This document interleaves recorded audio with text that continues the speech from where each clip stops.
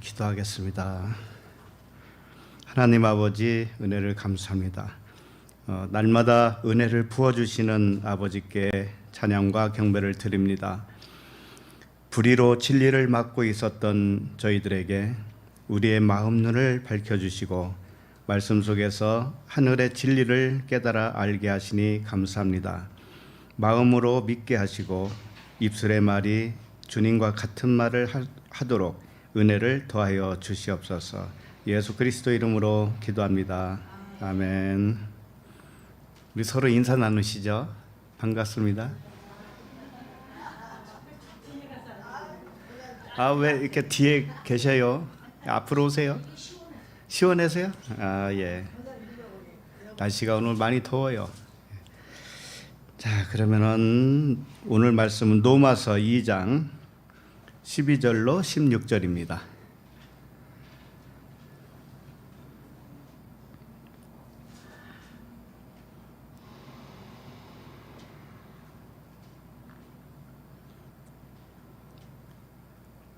로마서 2장 12절로 16절 시작.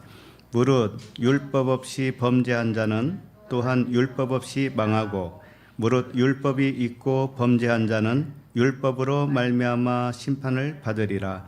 하나님 앞에서는 율법을 듣는 자가 의인이 아니요 오직 율법을 행하는 자라야 의롭다 하심을 얻으리니 율법 없는 이방인이 본성으로 율법의 일을 행할 때에는 이 사람은 율법이 없어도 자기가 자기에게 율법이 되나니 이런 이들은 그 양심이 증거가 되어 그 생각들이 서로 혹은 고발하며 혹은 변명하여 그 마음에 새긴 율법의 행위를 나타내느니라. 곧 나의 복음에 이른 바와 같이 하나님이 예수 그리스도로 말미암아 사람들의 은밀한 것을 심판하시는 그 날이라. 아멘. 로마서 7번째 말씀 제목은 율법이 없는 자와 있는 자의 범죄입니다. 오늘 말씀은 율법을 받지 못하고 범죄한 자들과 율법을 받고 범죄한 자들이 각각 어떻게 의롭다 여김을 받는가, 이런 문제를 다루고 있습니다. 우리들이 평소에 굉장히 의문시했고 궁금했던 사항 중에 하나가 예수님이 오시기 전에는 어떻게 구원받았을까? 또는 더 나아가서 모세의 율법이 주어지기 이전에는 어떻게 구원을 받았을까? 또 이스라엘 나라와 아무 관계없는 동양이라든지 다른 서양이라든지 유럽이라든지 이런 데는 어떻게 하나님이 구원을 하셨을까? 그런 지역에 사는 사람들은 하나님의 백성이 하나도 없었던 것인가? 성경이 알려지지 않은 곳에서는 도대체 어떻게 구원을 받았을까? 이런 것도 굉장히 궁금했으리라 믿습니다. 오늘 말씀은 그런 부분에 대해서 갈증을 해소해 주는 그런 말씀이라고 볼 수도 있습니다. 그래서 일단은 12절을 한 절씩 읽으면서 보도록 하겠습니다. 12절 시작. 무릇 율법 없이 범죄한 자는 또한 율법 없이 망하고 무릇 율법이 있고 범죄한 자는 율법으로 말미암아 심판을 받으리라. 일단은 모든 말씀은 하나님의 백성들에게 해당되는 거예요. 이 말씀이 하나님의 백성이 아닌 사람에게는 들려질지도 않을 뿐더러 하나님이 부르시지 않은 사람은 그 사람에게 말씀을 주지도 않아요. 물론 말씀을 들었다고 한다든지 말씀을 읽는다고 해서 성경을 자기 품에 안고 있다고 해서 그 사람이 하나님이 부르셨다라고 장담은 못해요. 그건 알 수가 없어요. 평생 동안 교회를 다녔어도 하나님과 무관한 사람이 있을 수가 있다라는 거예요. 그런 것들을 다 종합해서 하나님이 불러주셨다고 하는 것은 정말 그 내면 속에서 하나님의 천국 안으로, 하나님 나라 안으로 부르셨는가, 그게 문제예요. 우리 그 겉으로 사람 몸뚱이가 왔다 갔다 하는 것만 가지고 알 수 있는 건 아니죠. 어쨌든 이 부르심을 받지 않은 세상의 그 자연인들 있잖아요. 세상 사람들, 자연인에게 하신 말씀이 아니라는 거예요. 그리고 오직 말씀으로 지음을 받은 이 아들신들, 우리를 신이라고 그러죠. 아들신들에게 하신 말씀이다. 그러니까 오늘 본문을 오해하면 모든 인간에게 하신 말씀처럼 들리기가 쉬워요. 근데 그렇지가 않아요.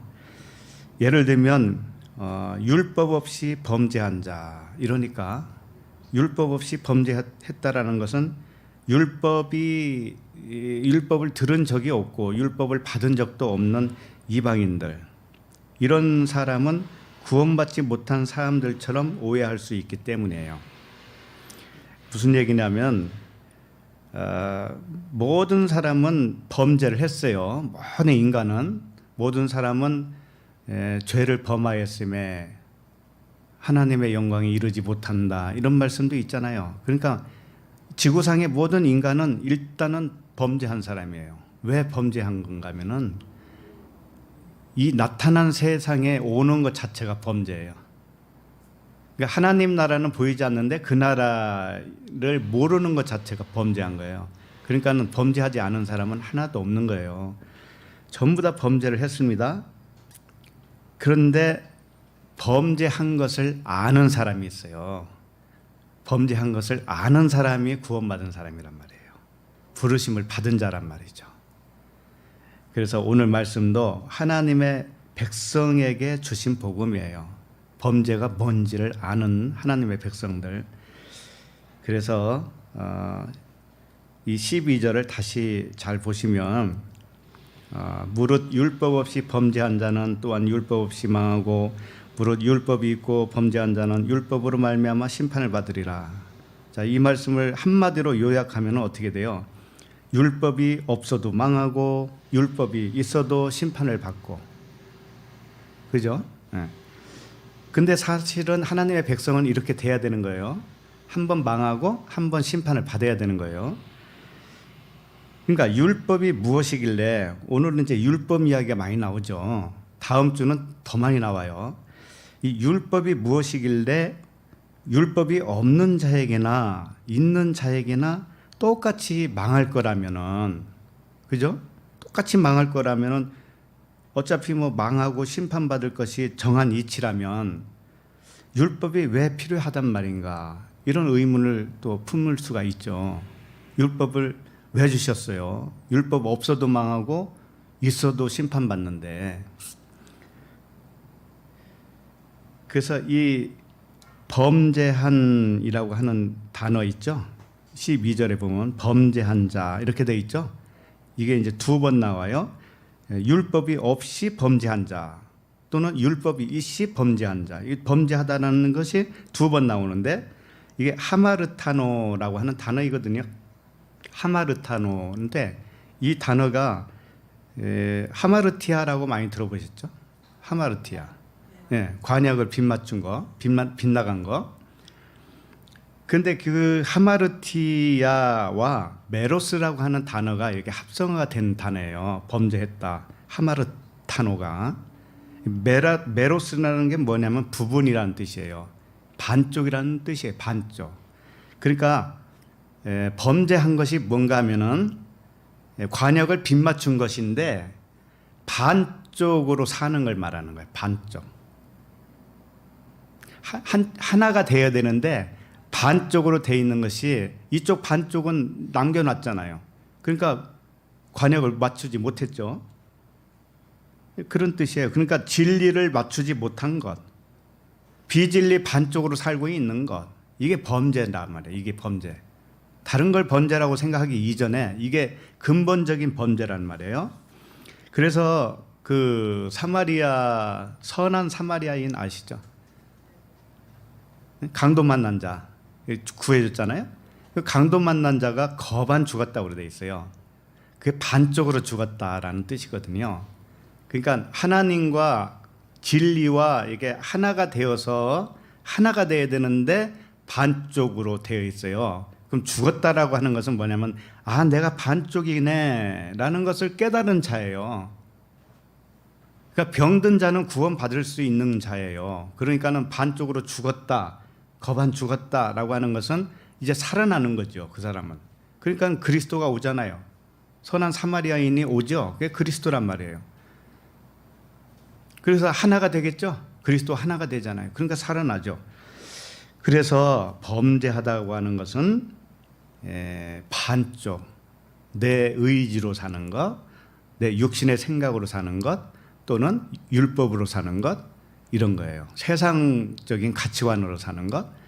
그리스도 진리가 나의 머리 되어서 그분이 인도하시는 대로 살지 못하고 내 걱정, 내 고집 이런 것으로 살고 있는 상태.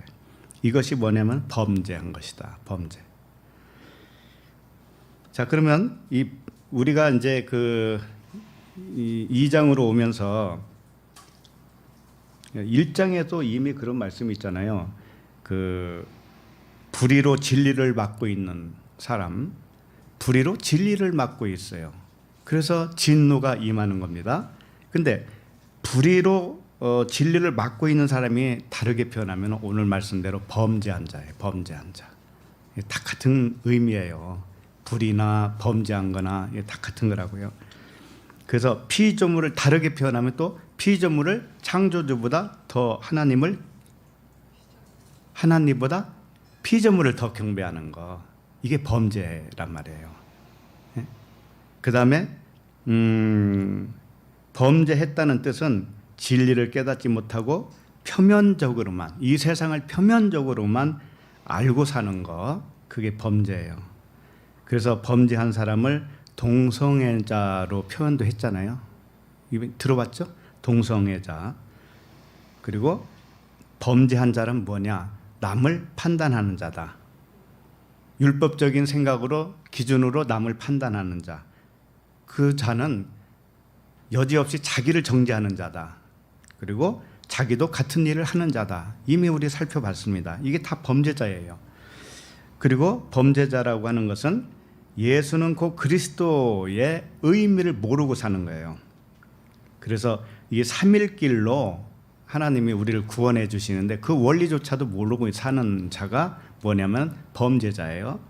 그래서 삼일길이라고 하는 건 뭐예요? 보는 거, 듣는 거, 말하는 거죠. 결국 말하는 것이 진리로 말하게 되는 것, 이게 삼일길이란 말이에요. 그리고 7날의 언약 순서로 구원해 주신다고 하는 그 하나님의 의중을 모르고 살고 있는 자들이 누구냐면은 범죄자예요. 다 범죄한 자들. 그래서 우리가 이미 지난주에 봤지만은 로마서 2장 11절에 보면 이는 하나님께서 외모로 사람을 취하지 아니하심이라 그랬어요. 하나님은 외모로 취하지 않아요. 영과 진리로만 취합니다. 그런데 범죄자는 뭐냐면은 하나님과 반대로 외모를 취하는 자예요. 외모가 뭐냐면은 이 나타난 세상을 외모라고 하는 거예요. 외형. 그러니까 외식하는 자 그런 말이 있죠. 외식한다. 외형적으로만 알고 외형적 표피적으로만 알고 취하고 있는 그런 자가 뭐냐면은 범죄자라는 뜻이에요. 자, 그럼 범죄자가 뭔지 이제 아셨죠? 자, 그러면 이 범죄하는 것은 율법이 없어도 하는 것이다라는 거예요. 율법이 없는 자도 한다고 그랬으니까. 그리고 율법이 있어도 한다라는 거예요. 예? 율법을 내가 받았던 안 받았던 상관없이 모든 사람은 그렇게 범죄하고 있다라는 거예요. 예? 인정이 되어지죠? 예. 다시 말하면 진리를 모르고 보이는 것에 붙들려 사는 것은 범죄하는 것이다. 그것은 율법이 없으나 있으나 똑같다. 이런 얘기예요. 자, 그렇다면 이 두 부류 율법이 없는 자와 있는 자의 하나님의 백성이라고 했어요. 하나님의 백성이에요. 전부 다. 율법이 있든 없든지 간에 일단 하나님의 백성인데 그 백성을 어떻게 구원하시는가에 대해서 이제 말씀을 하시는 거예요. 어떻게 구원할 것이냐. 12절을 다시 보면 무릇 율법 없이 범죄하는 자는 또한 율법 없이 망하고 이렇게 돼 있죠. 이게 무슨 뜻이냐면은 율법을 받지 않고 범죄한 자는 율법이 없이 망하게 함으로 인해서 구원해 주는 거예요. 이 망했다고 하는 것이 구원이에요, 여러분. 이거 잘못 생각하면 안 돼요. 율법을 안 받았고 율법도 모르고 하나님도 모르고 하는 그런 나라의 사람들은 다 망했구나 이런 생각하지도 말라고요. 그런 게 아니라고요. 망해야 구원이에요. 망해야. 예수님이 죽으셔서 그리스도로 부활하시잖아요. 우리도 마찬가지예요. 육신의 생각으로 죽고 영의 생각으로 살아나는 거죠. 그렇기 때문에 반드시 망해야 되는 거예요. 망한 것이 구원이고 생명이기 때문이에요. 그러니까 율법을 받지 않았어도 그 사람은 나중에 이제 보면 알겠지만 율법이 없어도 자신에게 진리의 빛이 들어오죠. 율법을 몰라요. 모르는데 갑자기 하나님의 어떤 마음을 주신다니까요. 내가 산을 걷는데 나무를 보면서 해와 달을 보면서 하나님의 진리의 마음이 싹 들어오니까 이 모든 것들이 표적으로 보이게 된다니까. 그 사람에게는 갑자기 이 나무가 뭔가를 설명하고 있구나. 보이지 않는 하나님을 설명하고 있구나. 내 인생도 보이지 않는 하나님이 어떤 것인가를 가르쳐주고 있었네. 이걸 안다니까는요. 아무것도 몰랐는데도 하나님의 진리가 들어오면, 빛이 들어오면은 그래서 자신이 율법이었구나라는 것을 깨달아요. 아니, 빛이 들어와서 환하게 밝혀지기 이전에는 어둠이었죠. 어둠이었기 때문에 자기가 자신을 몰랐어요. 그런데 하나님이 알게 하는 빛을 주니까 자기가 지금까지 어떤 존재였다라는 것이 다 드러났습니다. 그 어떤 사람에게 그렇게 된다니까요. 그 사람이 율법으로는 망한 거잖아요. 율법이 없지만은 자기 자신이 망해버린 거죠. 자기 생각이, 잘못된 생각이 완전히 망해버렸죠. 그 사람은 구원받은 사람이잖아요. 그죠? 그러니까 율법 없이 망했다고 하는 것은 율법이 뭔지를 이제 정확하게 제가 알려드릴 거예요. 율법은 시내산의 율법을 말하는 거예요. 여기서 모세가 시내산에서 율법을 받았죠. 그 율법을 받기 이전 사람들이 얼마나 많아요. 생각을 해보세요. 네? 성경 역사를 보면은 아담에서부터 시작해가지고 모세가 오기까지의 그 많은 몇천 년 동안에 그러면 어떻게 하란 말이에요. 그 사람들은 율법도 없고 성경도 없었는데 어떻게 구원받냔 말이에요. 구원 받았을까요? 안 받았을까요? 네. 율법 없이 망해서 구원받았다니까요. 그 사람들이. 망하지 않은 사람은 구원 못 받아요. 그래서 율법이 들어오기 전에도 구원은 여전히 있었어요. 뭐 어떤 분들은 걱정하더라고요.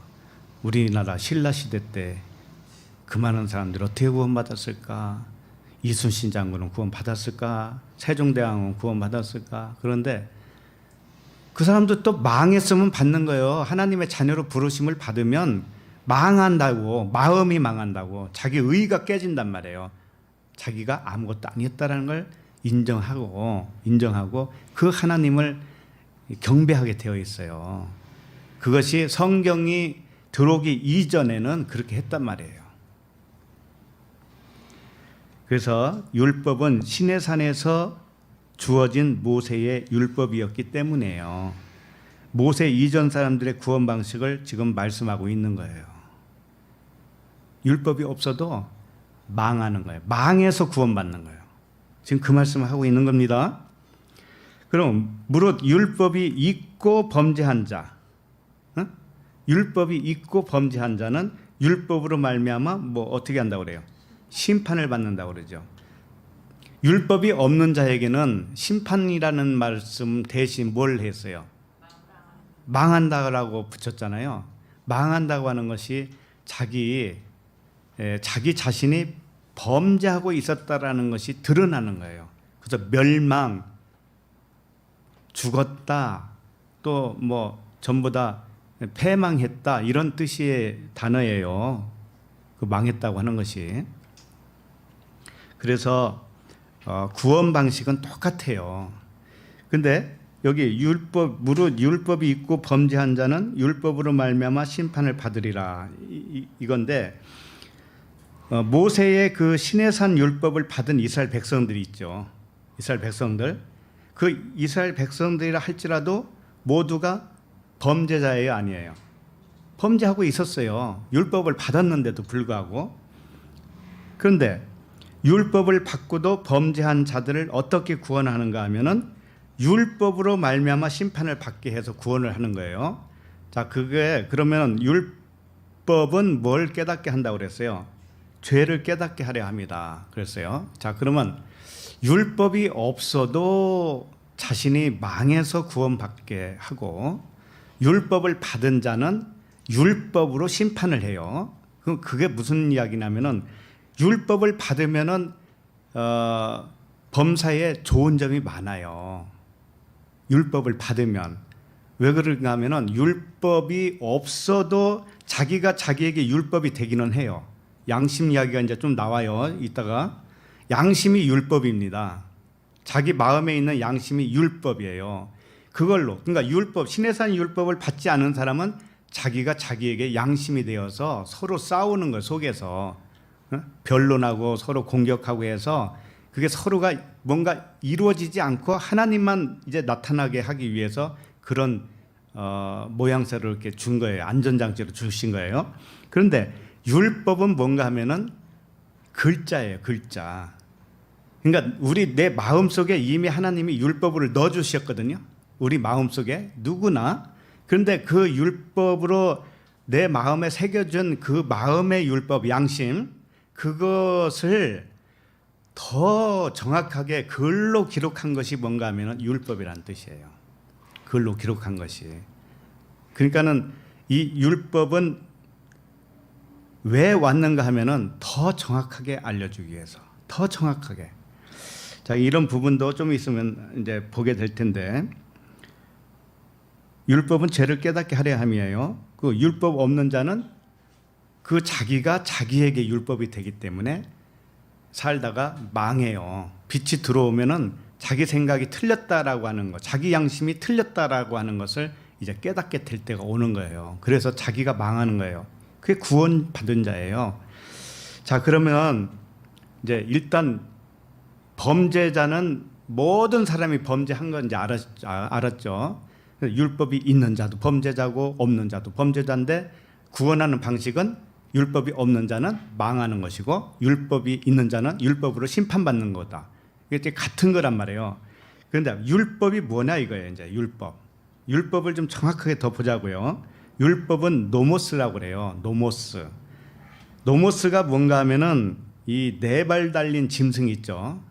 네 발 달린 짐승에게 나눠주는 먹이예요. 먹이. 말씀의 먹이. 그래서 율법이 어디서 주어지는가 하면은 광야죠. 광야 40년 가야 하는 그 광야길에서 시내산에 율법을 먼저 주셔요. 그래서 그 율법을 받고 40년 기간을 가죠. 40년 동안 가는 기간 동안에 율법이 뭘로 변하냐면은 사랑으로 변해요. 진리로 변해요. 영과 진리로 변한다고요. 율법이. 그것을 율법을 말씀이니까 옷이라고도 해요. 옷. 그러니까 옷을 세탁하는 기간이 뭔가 하면은 광야 40년이에요. 그러니까 율법은 네 발 달린 짐승, 그러니까 아직 가나안에 들어가지 못한 1세대를 말하는 거예요. 네? 우리 자기 의로 살고 있는 세상적인 가치관으로 살고 있는 나 한 사람을 먹여줘요. 율법으로 먹인다고요. 먹었는데 먹고 나니까 이것이 변해요. 뱃속에서 변해요. 그래서 마음으로 들어가요. 그 말씀이. 마음으로 들어갈 때가 와요. 그러면 그때부터 이 사람은 짐승에서 벗어나는 거예요.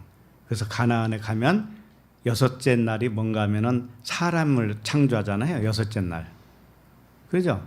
다섯째 날은 요단강 건너가는 날이고 여섯째 날은 거기서 새로운 소출을 먹는 그때란 말이에요. 그게 사람으로서 먹는 거예요. 그러니까 여섯째 날에 사람을 창조하잖아요. 그와 같이. 그러나 짐승도 창조해요. 여섯째 날.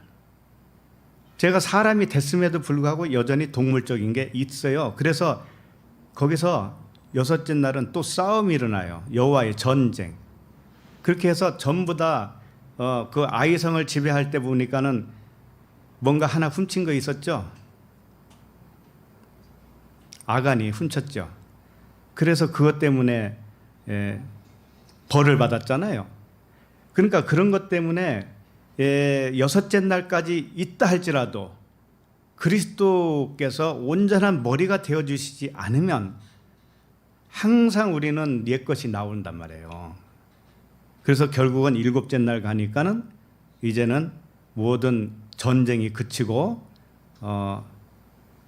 하늘의 유업을 분배받고 그 다음에 전쟁이 그쳤더라, 샬롬이었더라, 이런 말씀으로 맞춰지는 거죠. 그래서 그렇게 되기 전까지 율법이 필요한 거예요. 율법이 뭐냐면은 노모스라고 그랬죠. 히브리어로는 토라라고 그래요. 토라. 많이 들어보셨잖아요. 토라가 무슨 뜻이냐면은 세메이온이란 뜻이에요. 쉽게 말하면 진리를 가르쳐주는 표적이라는 뜻이에요. 진리를 가르쳐주는 표적, 세메이온, 표, 그런 뜻이에요. 그러니까는 율법은 글씨로 쓴 모세의 율법인데 지금으로 말하면 모세의 율법뿐만이 아니고 선지자의 글, 시편, 성경 66권이 우리에게는 전부 다 글자로 된 성경은 모두 율법이 되는 겁니다. 이 율법이 하나님의 마음, 사랑으로 깨달아져 갈 때까지 가는 것이 뭐냐면 광야 생활이에요. 자, 그 다음에 갈라디아서 3장 15절을 잠깐 찾아보시겠어요?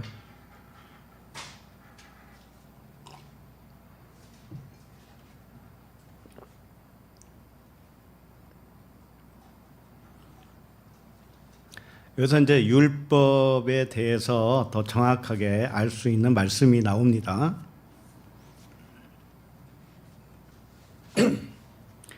갈라디아서 3장 15절 시작. 형제들아 내가 사람의 예대로 말하노니 사람의 언약이라도 정한 후에는 아무도 패하거나 더하거나 하지 못하느니라. 예. 사람이 서로 약속한 거 있잖아요. 이것도 패하거나 더할 수 없다 이거예요. 그렇게 되면 언약이 깨지는 거잖아요. 하물며 하나님의 언약은 변하거나 무효로 할 수 있겠느냐 이런 말씀이에요.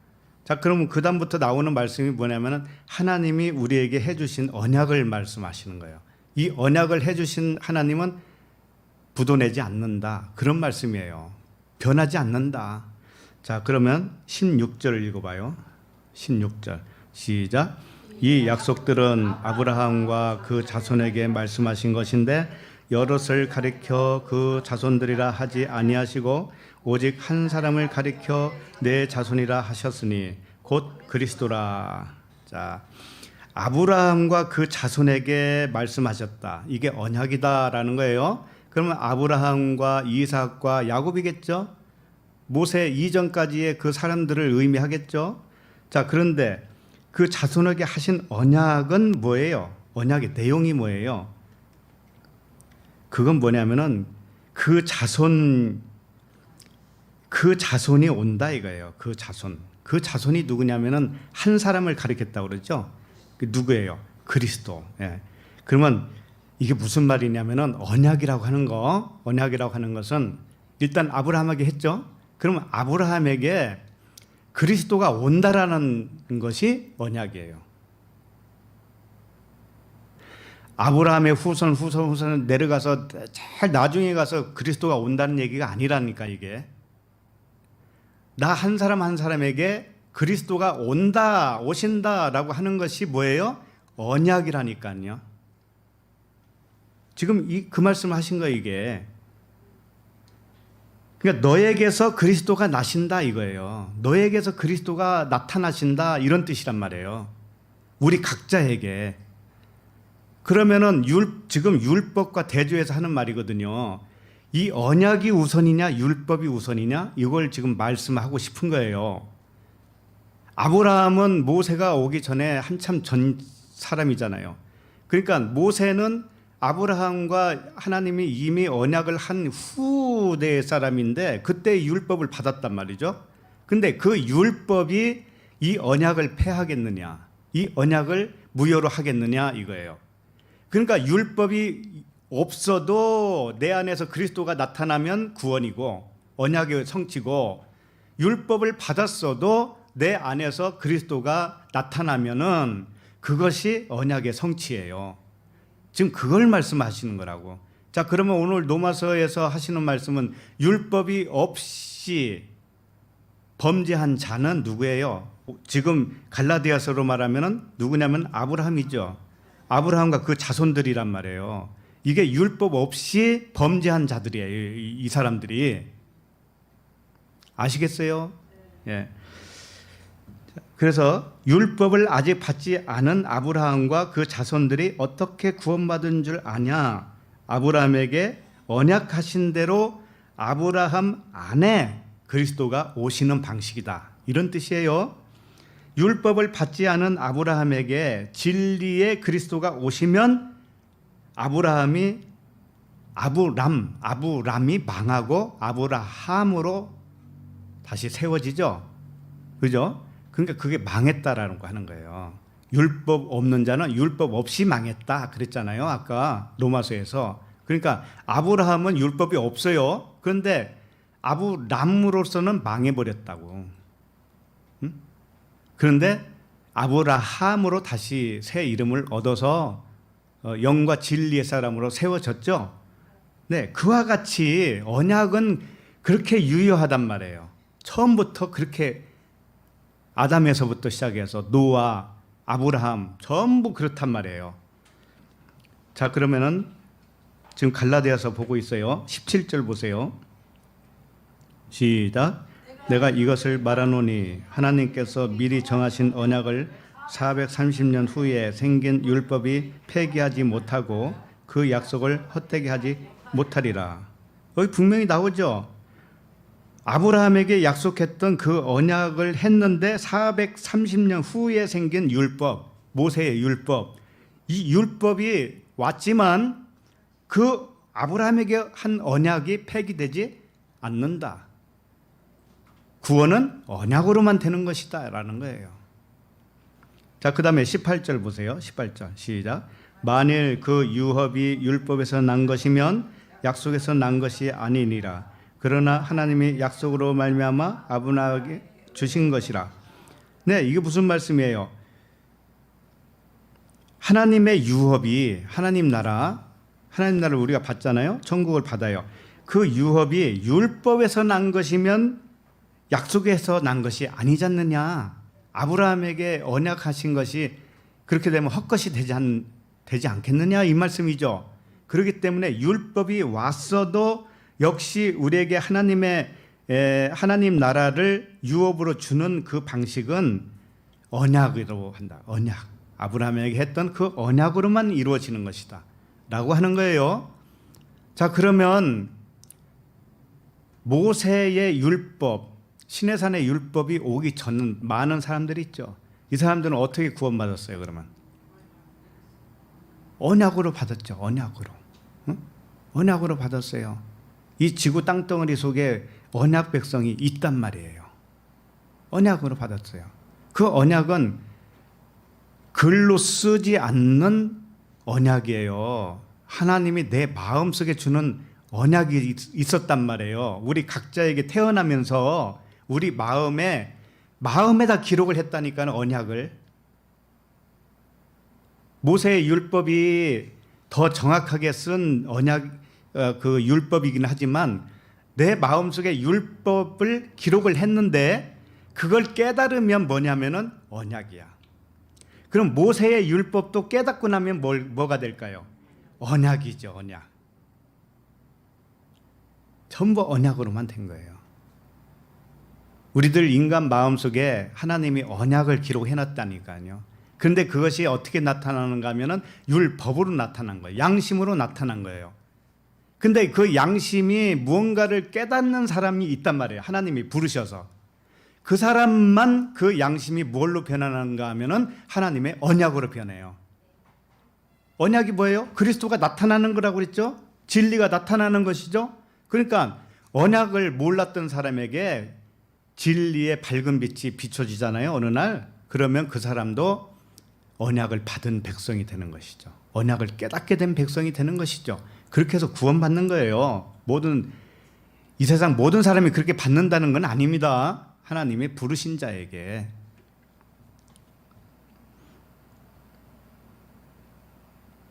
그러니까 아브라함과 그 자손에게 언약하신 후 430년이 지난 그 모세의 율법이 주어졌지만 이것이 언약을 폐하겠느냐? 폐할 수 없다 이거죠. 자, 언약은 각자에게 그리스도의 나타남입니다. 아브라함도 이삭도 야곱도 구원은 율법으로 된 것이 아니라 언약으로 됐다라는 거예요. 그 이전 사람들도 마찬가지로 노아나 아담이나 모든 백성들도 그리스도의 나타남으로 인해서 구원을 받았다. 진리의 생명이 되었다. 그렇게 결론을 내릴 수밖에 없죠. 그러므로 모든 인류 역사상 구원은 각자 안에서 그리스도께서 진리의 빛을 비춰주시는 방식으로 되는 것이다. 자, 그 증거를 어떻게 찾을 수 있는가? 그 증거. 모세 이전 사람들이 받은 사람들이 많잖아요. 성경 인물들은 전부 구원받은 사람들이니까. 구원받은 증거가 뭐냐면 보이는 모든 피조물 있죠. 보이는 모든 피조물을 하늘의 모형과 그림자로 믿어지는 거예요. 그게 언약 백성들의 특징이에요. 다시 한번 말씀드려요. 언약 백성의 특징, 구원받은 자의 특징은 뭐냐면 율법을 알든 모르든지 간에 자기 마음이 율법이었기 때문에 그 사람은 이미 율법을 받은 자가 되겠죠. 자, 그렇게 해서 진리의 빛이 들어와서 깨닫게 되어지면 이 세상은 하늘의 모형과 그림자라는 것을 안다니까요. 누가 안 가르쳐줘도 안다니까요. 그것이 언약 백성이냐 아니냐. 그런데 이 말씀을 숱하게 들어요. 숱하게 들어. 듣는데도 불구하고 자기 고집으로 사는 사람이 있죠. 이 세상은 이 세상이고 이 세상에서 잘 살고 봐야지. 이 세상은 모형과 그림자라고 그렇게 말을 해도 전혀 감동이 없어요.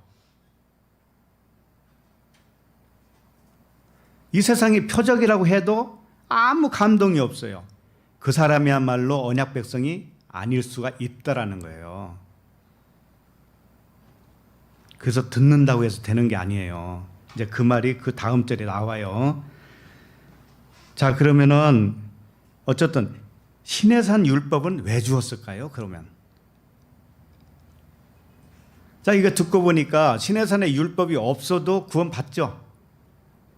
아무 지장이 없잖아요. 하나님께서는 뭐 지장이 있겠어요? 이미 우리 마음판에 율법을 써 넣었는데 그렇잖아요. 자, 그러면은 갈라디아서 3장 지금 보고 있는데 19절 봐요. 19절. 자, 시작. 그런즉 율법은 무엇이냐? 범법함으로 더하여진 것이라 천사들을 통하여 한 중보자의 손으로 베푸신 것인데 약속하신 자손이 오시기까지 있을 것이라. 예. 율법은 모세로부터, 은혜와 진리는 예수 그리스도로부터 왔다, 이런 말씀이 있잖아요. 그와 같이 이 율법은 모세로부터 왔어요. 모세를 통해서 왔어요. 근데 이 율법을 주신 이유가 뭐냐면은 지금 3장 19절 말씀대로 하면은 범법함으로 더해진 것이다라고 그랬죠. 근데 이게 약간 오역입니다. 범법했기 때문에 율법을 더 줬다라는 게 아니고 율법을 줌으로 인해서 범법자로 만들기 위해서 주었다. 범법자를 만들기 위해서 율법을 준 거예요. 그렇게 보시는 게 더 정확합니다. 그러니까 아브라함 때와 같이 이 모세 이전 사람들보다 크게 범법을 저질렀기 때문에 율법을 더해 준 게 아니고 범법은 항상 있었어요. 범법함은. 왜? 보이는 것만 보고 사는 게 범법이라고 그랬잖아요. 이 범법함을 알려주려고 더 효과적으로 알려주려고 주신 것이 율법이란 말이에요. 물론 율법이 없어도 율법 없이 망할 수가 있으니까 구원이 되죠.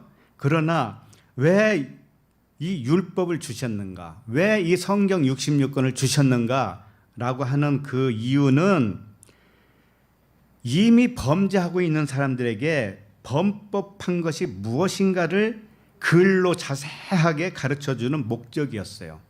그러니까 율법이 오면 더 이익이에요, 아니에요? 이익이죠. 왜? 빨리 할 수 있어요. 아브라함이 몇 살 살았어요? 175. 예. 그럼 우리 지금 그렇게 살아요? 못 살아요. 아브라함의 몇 세 때 철들었어요? 100살. 이삭을 100살에 낳았잖아요. 그러니까 우리들은 그렇게 못 살아요. 그러니까는 이 율법을 줘야 우리들이 빨리 깨달은 거예요. 응? 자, 그러니까 로마서 4장 15절에 이거 넘기지 마세요. 내가 읽어드리니 율법은 진노를 이루게 하나니 율법이 없는 곳에는 범법도 없느니라.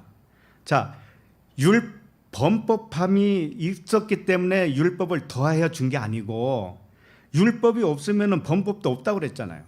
그러니까 율법을 준 것은 뭐냐면은 범법을 더 만들기 위해서 준 거예요. 더 확실하게. 내 마음에 있는 법은 글로 돼 있는 정확한 게 아니잖아요. 그래서 시간이 많이 걸려요. 이 책이 없으면 시간이 많이 걸린다고. 하나님은 물론 실수하시는 분이 아니에요. 그렇지만은 우리에게 이 성경 말씀을 주신 이유가 하나님의 그 경륜 속에서 필요하기 때문에 줬겠죠. 그러나 율법의 기능은 죄를 깨닫게 하기 위한 거 이상도 아니고 이하도 아니에요.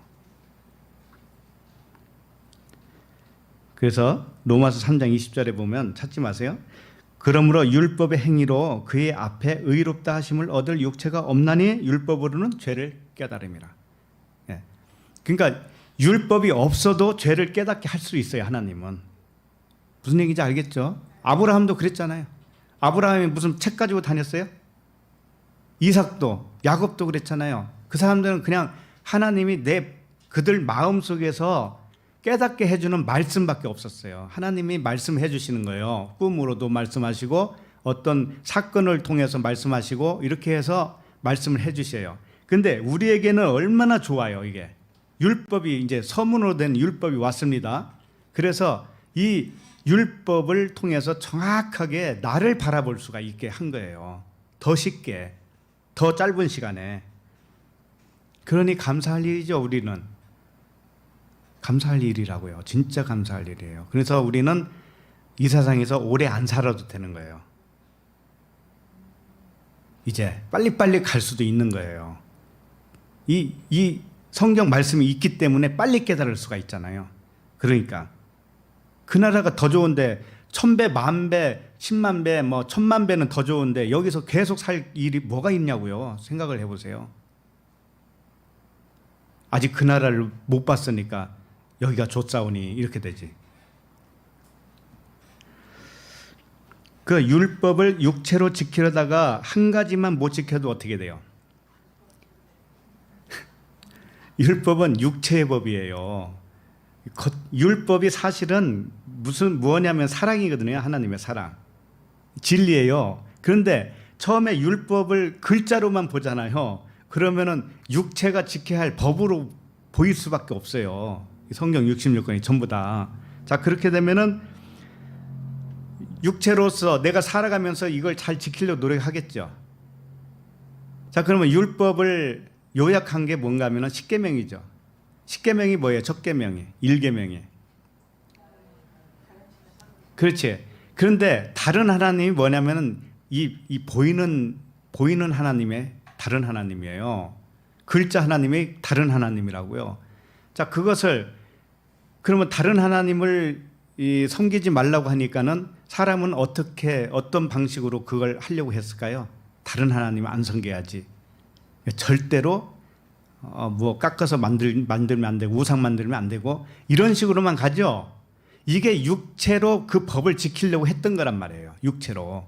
그런데 나중에 하다 보니까 한 개만 못 지켜. 한 개만. 그러면 다 무효가 된다고 그랬죠. 그래서 율법은 육체로는 지킬 수가 없어요.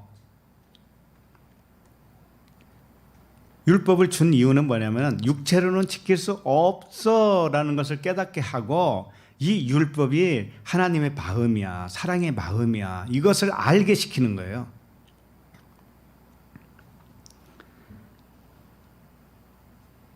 그래서 육체의 법으로 의롭게 되는 것이 아니다. 율법으로 의롭게 되는 게 아니고 오직 성령의 법으로만 하나님 앞에 의롭게 되는 거예요. 그게 믿음으로 산다라고 하죠.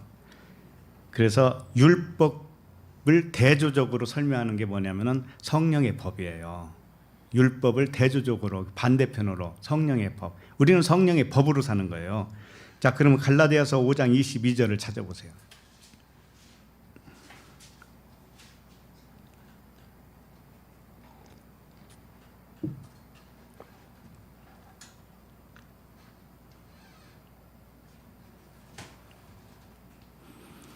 갈라디아서 5장 22절 오직 성령의 열매는 사랑과 희락과 화평과 오래 참음과 자비와 양성과 충성과 23절 온유와 절제니 이 같은 것을 금지할 법이 없느니라.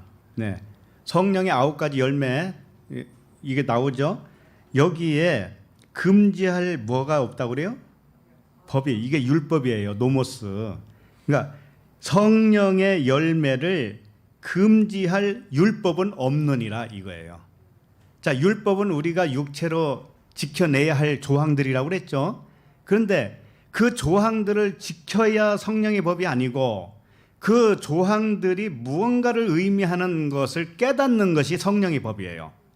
그렇기 때문에 율법 자체, 표면적으로 나타난 율법 자체가 성령의 법을 금지할 수 없다라는 거예요. 자, 24절도 읽어보면 그리스도 예수의 사람들은 육체와 함께 그 정욕과 탐심을 십자가에 못 박았느니라 그랬습니다. 자, 육체, 정욕, 탐심은 율법의 실체를 3가지로 표현한 거예요. 네? 이걸 삼일길로 표현한 거란 말이에요. 그러니까 육체는 뭐냐면은 율법을 육체로 지키려고 하는 거잖아요. 육체의 법. 육체로 지키려고 하는 육신의 생각이 육체예요. 육신의 생각. 근데 그것은 육체는 이 보이는 세상을 말하는 거예요. 육신의 생각은 어디로 왔다고 해요? 세상으로부터 왔다. 하나님으로부터 온 게 아니고 세상으로부터 왔다. 육신의 정욕, 안목의 정욕, 이생의 자랑 이렇게 했죠. 이 3가지가 어디로부터 왔느냐? 세상으로부터. 세상은 뭐예요? 보이는 세상이잖아요. 보이는 세상. 그러니까 육체 사륵스는 세상으로부터 온 육신의 법이에요. 그 다음에 정욕하죠. 정욕은 파데마라고 하는데 이게 고난, 괴로움 그런 뜻이에요. 왜 고난이고 괴로움이냐? 육체로 법을 지켜보려고 했으니까. 그죠? 육체로 율법을 육체의 법으로 착각을 하고 육체로 한번 지켜보려고 노력한 거예요. 옛날에 우리 다 그랬다는 거 아시죠? 교회 다니면서 얼마나 그 육체의 법으로 해내려고 노력을 했습니까? 새벽 기도에서부터 시작해서 금요철야, 목요 시임야, 주일 낮 예배, 오전 예배, 오후 예배. 하여튼 그 예배 자체가 나쁘다는 게 아니고 그 내용이 나쁘잖아요. 내용이. 그 새벽 기도가 나쁘다는 게 아니고 새벽 기도의 내용이 나쁘잖아요. 내용이. 전부 다 정욕을 가지고 하잖아요. 탐심을 가지고. 그 정욕이 뭐냐면은 성령의 법을 육신의 법으로 지켜보려고 하는 걸 말하는 거예요. 문자대로 해보려고 하는 거예요. 말씀대로 살아보자 이거예요. 예수님이 새벽 미명에 기도했다고 그러니까 우리도 새벽에 기도하자. 또 어떤 데는 막 무릎 꿇고 기도하면 더 잘 들어준대. 이게 뭐예요? 전부 다 정욕. 이게 괴로움이란 말이에요. 고난, 괴로움이란 말이에요. 육체, 그 다음에 정욕. 정욕은 그렇게 육체로 법을 지키려고 하다 보니까는 온 고난입니다. 고난, 괴로움. 그 다음에 탐심이라고 그랬죠. 탐심. 탐심은 뭐냐면 에피뚜미아라고 해요. 에피가 옆에 거라는 뜻인데 옆에 것을 갈망하는 걸 말하는 거예요. 에피뚜미아. 탐심이 뭐냐? 갈망하는 것인데 진리를 갈망하는 게 아니야. 이거 거꾸로 보이는 이 세상을 갈망하는 거예요. 자기 육체의 유익을 갈망하는 거죠. 이게 뭐냐면 탐심이에요. 그러니까 진리를 모른 채 이 표적으로 준 세상을 갈망하는 거. 진리를 모르고 이 세상 사는 것은 우리는 살아가죠. 어쨌든 진리를 알아도 살아가고 몰라도 살아가잖아요. 그런데 진리를 깨닫고 가는 사람은 이 세상에 천국과도 같아요. 다르지 않단 말이에요. 그러나 탐심을 가졌다고 하는 것은 세상을 전부로 아는 거예요. 세상을 전부로. 그냥 죽으면 천국이 있겠지. 그러니까 막연한 그런 생각이죠. 그것은 천국이 자기 안에 들어와야 되는데 자기 안에 형성이 안 됐으니까 그 사람은 죽어도 천국이 없어요. 예. 진리를 깨닫고 이 세상을 그림자로 보고 사는 것이 뭐냐면은 십자가에 못 박힌 사람이에요. 이 사람이 평강이죠. 네. 자, 그러면 본문으로 다시 돌아와요. 우리 로마서 12절을 다시 보시면 무릇 율법 없이 범죄한 자는 또한 율법 없이 망하고 무릇 율법이 있고 범죄한 자는 율법으로 말미암아 심판을 받으리라. 이것을 이제 다시 정리하면은 신의 산 율법을 받지 않은 세대 사람이나 그럼 율법 없이 범죄한 자죠? 그렇죠? 신의 산 율법 받기 이전 세대는 또는 신의 산 율법을 모르는 이방인도 있을 거 아니에요. 다른 나라. 그죠? 같아요. 그런 사람들이나 신의 산 모세의 율법을 받은 사람들이나 이건 율법이 있는 사람이죠. 신의 산 율법을 받은 사람들이나 구원은 모두 뭘로 받는다? 언약으로 받는다. 언약. 언약이 뭔가 하면은 내 안에 진리가 나타나는 것이 언약이에요.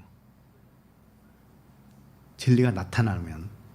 그런데 세상에 뭐 다른 종교들도 해탈이니 뭐니 하죠. 비스무리하게 하잖아요. 그 사람들이 왜 이 진리와 다른 것인 줄 알아요?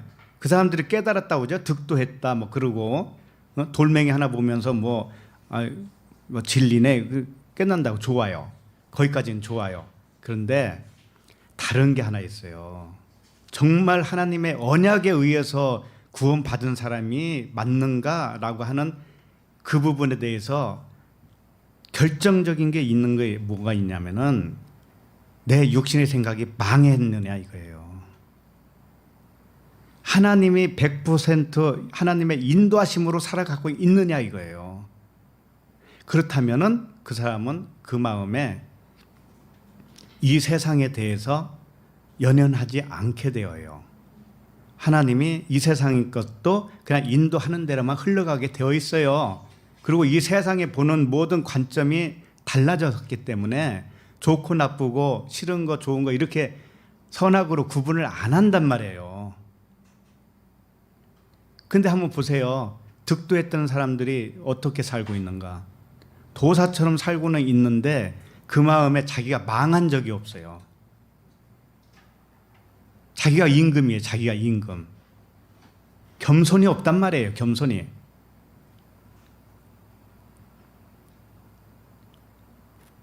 그래서 진짜 진리에 의해서 하나님에 의해서 구원받은 백성은 그 말을 들어보면 알거든요. 그 말에 뭐가 들어야 되냐면은 자기 회개의 말이 나와야 돼요. 회개의 말이 나와야 돼. 그 말이 없으면 그건 자칭 하나님인 거예요.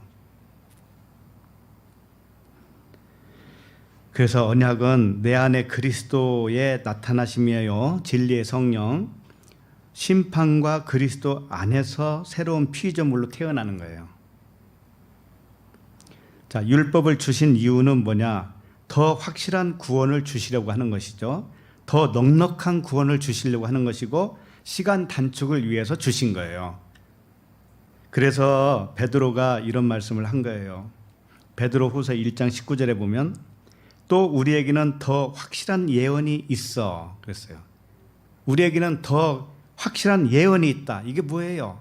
성경이죠. 이게 어두운 데를 비추는 등불과 같으니 날이 새어 샛별이 너희 마음에 떠오르기까지 너희가 이것을 주의하는 것이 오느니라. 내 마음에서 지금 마음에서 떠오르는 그 샛별이 떠오른다고 하죠. 이게 진리예요. 이게 그리스도라고. 내 마음에서 떠오르는 것이 그때까지 주의하라고 그랬잖아요. 그때까지 성경을 열심히 보고 연구하라. 그러면 그 율법을 주신 목적이 여기에 있다. 얼마나 감사한 일이냐 이거야. 샛별이 너희 마음에 떠오르는 것, 성경이 풀어져 가지고 이 그리스도의 나타남, 내 안에서 나타남. 이것처럼 더 확실한 예언이 어디 있겠느냐. 그리고 1장 20절에 보면 먼저 알 것은 성경의 모든 예언은 사사로이 풀 것이 아니니 그랬어요. 더 확실한 예언이 우리에게 있는데 그게 뭐라고 했냐면 성경이라고 있다고요. 성경의 모든 예언. 이것은 사사로이 풀 것이 아니다. 사사로이 푸는 게 뭐냐? 진리의 그리스도로 풀지 않는 모든 것이 사사로이 푸는 거예요.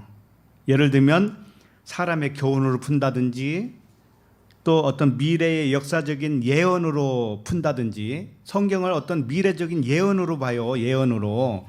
그래가지고 요즘 이스라엘의 제3성전을 건축하니만이 이런 말이 나오죠. 그렇죠? 그럼 제3성전을 건축하면은 이게 성경 예언이 마저 떨어진다는 거예요. 그래서 이스라엘에서 하나님의 예언이 놀랍게도 지금 실현되고 있다. 성취되고 있다. 이딴 소리는 한단 말이에요. 왜? 역사적으로 풀기 때문에 성경 말씀을 역사적으로 푼다니까 그건 아니란 말이에요.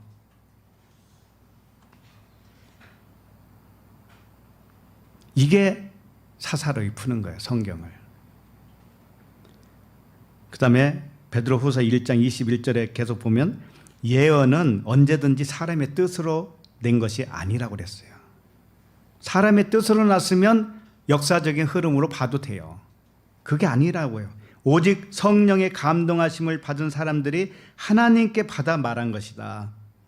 모든 성경을 하나님으로부터 받아서 썼단 말이에요. 그러면 하나님의 나라에 대해서만 이야기하실 거 아니냐고요. 생각을 해보세요. 네? 하나님 나라에 대해서 말씀하신 하나님이시지 이 세상의 역사적인 흐름을 예측하고 예언하고 그런 뚱땅지 같은 하나님이시겠냐고요. 그죠? 그러니까 제발 좀 역사적으로 보지 말라고요. 역사는 내 속에 나 한 사람의 역사예요. 나 한 사람의. 7날의 언약 순서로 이루어지는 내 한 사람의 언약이라고요. 역사라고요. 그걸 구속사라고도 해요. 그런데 성경을 역사적으로 보는 게 구속사가 아니에요. 나 한 사람의 구원 역사를 말하는 것이 구속사의 진짜 구속사라고요.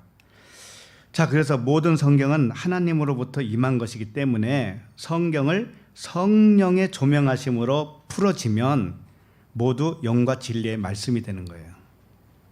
다 나한테 하는 말씀이란 말이에요. 이게 무슨 이스라엘이 뭐 회복하고 성전이 제3성전이 세워지고 그러면 거기에 어떻게 하겠다는 거예요? 예수님이 거기 오신다는 거예요? 다 그러면 이스라엘 가서 살아야 되겠네. 미어지겠구만. 조그마한 나라에 미어지겠어 아직.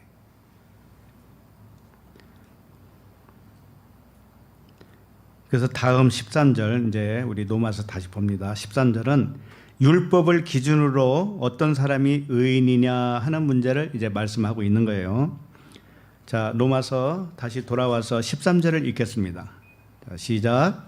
하나님 앞에서는 율법을 듣는 자가 의인이 아니요 오직 율법을 행하는 자라야 의롭다 하심을 얻으리니. 자, 여기 보면은 율법을 듣는 자가 의인이 아니라고 그랬죠. 그리고 율법을 행하는 자가 의롭다고 그랬어요. 자, 그러면 율법의 행위로 의롭다함을 받을 육체가 있다고 그랬어요. 옥사에서. 그럼 그 말씀과 이게 대치가 되잖아요. 완전히 지금 방향이 달라지잖아요. 그러니까 이게 잘못 번역을 해놔서 그래요. 잘못 번역을 해놔서. 일단 하나님 앞에서 누가 의인인가 라는 문제를 지금 말씀하고 있어요. 분명히. 그죠? 자, 그럼 두 가지로 말했죠. 하나는 율법을 듣는 자, 하나는 율법을 행하는 자라고 그랬는데, 율법을 듣는 자는 의인이 아니라고 그랬습니다. 자, 이게 무슨 뜻이냐? 듣다라고 하는 단어는 원래 아쿠오라고 단어를 써요. 헬라어로 아쿠오, 듣다, 잘 듣다. 그런데 이 본문에서 나오는 말씀은 아그로 아테스라고 하는 단어를 사용하고 있어요. 들었다라고 하는 것인데 겉으로 들었다 이런 뜻이에요. 쉽게 말하면 겉으로 들었다, 표면적으로 들었다. 듣기는 들었는데 마음으로 듣는 게 아니에요. 영과 진리로 들은 것이 아니에요. 전부 다 표면으로만 들었어요. 이것이 뭐예요? 율법을 듣는 자가 의인이 아니오가 되는 거예요. 하나님 앞에서 율법을 듣긴 들었는데 겉으로 들었어. 율법 글자 그대로 들었어요. 그게 전형적인 기독교인 아닙니까?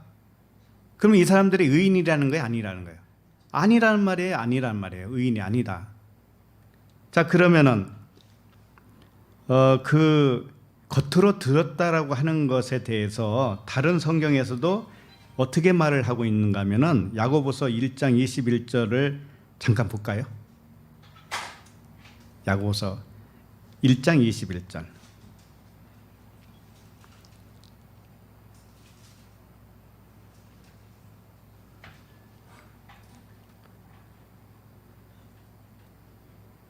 자, 21절. 그러므로 모든 더러운 것과 넘치는 악을 내버리고 너희 영혼을 능히 구원할 바 마음에 심어진 말씀을 온유함으로 받으라. 자, 이렇게 받아야 돼요. 말씀을 마음에 심어진 말씀을 온유함으로 받아야 이게 진짜 잘 들은 겁니다. 자, 그런데 그러므로 모든 더러운 것과 넘치는 악을 이렇게 돼 있죠. 더러운 것, 넘치는 것이 뭔가 하면은 문자적으로 보는 거예요. 사람의 교훈으로 보는 것이고 역사적인 흐름으로 보는 거예요. 이것이 더럽고 넘치는 악입니다. 이렇게 들으면은 뭐예요? 아까 로마서에서 볼 때 하나님 앞에서 율법을 듣기만 하고 의인이 안 된 거죠. 예, 그런 사람이란 말이에요. 그래서 야고보서 지금 21절 보면 너희 영혼이 구원받으려면, 그러니까 너희 영혼을 능히 구원할 바 이렇게 돼 있죠. 이게 너희 영혼이 푸시케예요. 푸뉴마가 아니라고요. 그러니까 혼적인 너의 영혼이 영적인 푸뉴마로 구원을 받아야 되잖아. 그런 뜻이에요. 그러니까 너의 영혼 푸시케가 구원받으려면 말씀을 영과 진리의 마음으로 받아야 되지 않겠느냐 이 말씀이란 말이에요. 이게. 그러니까 겉으로 보면 겉으로만 들으면 소용없다라는 얘기죠. 푸시케로 남는 거예요. 그냥 푸뉴마로 전환되지가 못한 거란 말이에요. 자, 22절. 너희는 말씀을 행하는 자가 되고 듣기만 하여 자신을 속이는 자가 되지 말라. 이렇게 돼 있죠. 말씀을 행하는 자가라고 하는 것은 뭐냐면은 이게 포이에오라고 하는 것인데 포이에테스라고 하는 단어예요. 포이에테스. 이게 뭔가 하면은 말씀을 행한다라고 할 때 문자적인 말씀, 율법을 잘 지켜내는 것을 말하는 게 아니에요. 그게 아니고 포이에오라고 하는 것은 창조되었다, 만들어졌다 이런 뜻이에요. 그러니까 하나님의 마음으로 겉에 있는 율법을 깨달아서 하나님의 마음으로 다시 새 창조가 일어난 사람을 의미하는 거라고요. 새 창조. 그 새 창조되어진 마음을 말하는 거예요. 너희 말씀을 행하는 자가라고 하는 것은 그 마음으로 사는 것, 새로운 창조, 영과 진리의 마음으로 깨달아진 그 영이 살아가는 것을 말하는 거예요. 그래서 23절을 보면 23절 누구든지 말씀을 듣고 행하지 아니하면 이래 있죠? 이 말씀을 듣고 행하지 않는다는 게 뭐냐면은 말씀을 듣고 새로운 창조가 일어나지 않으면 이런 뜻이에요. 그는 거울로 자기의 생긴 얼굴을 보는 사람과 같아서 이렇게 돼 있죠. 거울로 자기의 얼굴 본 적이 있어요? 그러면 내 마음이 보여요? 얼굴이 보여요? 얼굴만 보이잖아요. 그러니까 그 얘기예요. 지금 하나님의 말씀을 겉의 것으로만 듣잖아요. 그러면은 자기 얼굴만 고치는 거하고 똑같다라는 거예요. 자, 거울 보면서 자기 얼굴 보면서 화장도 하고 그러잖아요. 단정하게도 하고 하죠. 그것이 뭔가 하면은 겉의 것만 번지르르 한다 이거예요. 겉의 것만. 응? 그러니까 회칠한 무덤 그러잖아요. 그 속에는 썩은 뼈가 가득한데 회칠한 무덤. 겉으로만 번지르르 하구나. 그러니까 말씀을 겉의 것으로만 들으면 이와 같다라는 거예요. 예? 자기 얼굴만 고치는 거예요. 얼굴만. 그래서 자기를 속이는 거가 되는 거예요. 이게 자기를 속여. 응? 듣기만 하여 자신을 속이는 자가 된다 이렇게 돼 있잖아요. 거울 보고서 얼굴만 고치는 게 뭐냐면 자기 마음은 못 고치잖아요. 그러니까 자기를 속이는 것이죠. 자, 23절 시작. 누구든지 말씀을 듣고 행하지 아니하면 그는 거울로 자기의 생긴 얼굴을 보는 사람과 같아서 24절 제 자신을 보고 가서 그 모습이 어떠했는지를 곧 잊어버리거나 거울로 자기 얼굴 겉모습만 보고 나면은 돌아서면 또 잊어버린다는 것이죠. 자기 얼굴이 어떻게 생겼나 잊어버린다는 것이죠. 이게 무슨 뜻이냐면은 자신의 그 겉사람만 보면 속사람이 아니기 때문에 잊어버려야 할 겉사람만 깨닫게 된다라는 거예요. 그러니까 거울을 보고 돌아서면은 자기 얼굴 금방 잊어버리나요? 알죠. 내 얼굴 어떤 식으로 생겼다는 건 항상 알죠. 예? 점이 있으면 어디 점이 있구나. 다 아는데 이게 무슨 뜻이냐면은 왜 잊어버린다고 했냐면은 이 겉의 것은 잊어버려야 할 것인데 그것만 깨끗하게 하고 있었구나 그런 뜻이에요. 예, 잊어버려야 되는 것인데 그러니까 겉의 것은 아무리 고치고 해봐도 이 겉의 마음 그러니까 노고스 이 겉의 문자로 형성된 마음 있죠. 율법적인 마음 이것은 버려져야 할 것이란 말이에요. 잊어버려야 할 것이란 말이에요. 자, 그러면은 본문으로 와서 로마서 13절을 다시 보시면 하나님 앞에서는 율법을 듣는 자가 의인이 아니요 오직 율법을 행하는 자라야 의롭다 하심을 얻으리니 이 뜻이 이제 알겠죠. 듣는다고 하는 것은 겉으로만 듣는 거예요. 율법을 겉으로만 들어요. 근데 행하는 자의 의롭다함을 얻는다라고 하는 것은 뭐냐면은 율법을 문자대로 행해야 된다 뜻이 아니고 율법의 마침이 뭐예요? 사랑이죠. 영과 진리로 새 창조되어서 살아가는 것을 말하는 거예요. 응? 새 창조를 되어서 살아가는 모습, 사랑이신 하나님의 마음과 일치되어 사는 거. 겉의 문자가 아니니까 이제는 그렇게 사는 거. 이렇게 그리스도 안에서 새로운 피조물이 되어야 의롭다함을 받는 거야. 이렇게 그 말씀이에요. 자, 그러면은 14절을 봅니다. 14절. 자, 시작. 율법 없는 이방인이 본성으로 율법의 일을 행할 때에는 이 사람은 율법이 없어도 자기가 자기에게 율법이 되나니. 자, 율법 없는 이방인이 본성으로 율법의 일을 행한다고 했죠. 그러니까는 율법이 없어도 자기 마음이 율법이에요. 그래서 율법 없는 이방인 이렇게 돼 있죠. 율법이 받지 못한 그 모세 이전 세대 이렇게 볼 수가 있죠. 그렇죠. 시내산 율법이 생기기 전에 또는 모세의 율법을 받지 못한 이방인들 실제로 이방인들이 많이 있었잖아요. 예. 그 이방인 에드노스라고 하는데 이 이방인은 하나님이 부르신 이방인이에요. 하나님의 백성이라고 해요. 백성. 그렇기 때문에 이 에드노스 이방인이라고 하는 이 단어를 그냥 백성이라고도 사용해요. 하나님이. 백성.